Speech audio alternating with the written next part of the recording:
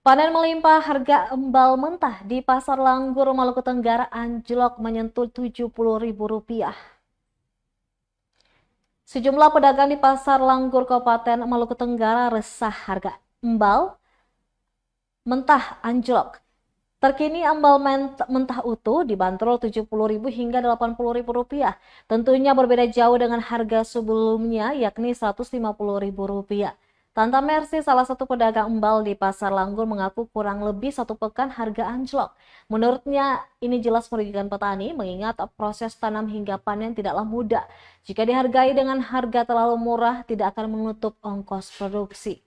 Dirinya mengakui memang bulan Juni hingga Juli merupakan masa panen petani di sentra penghasil embal.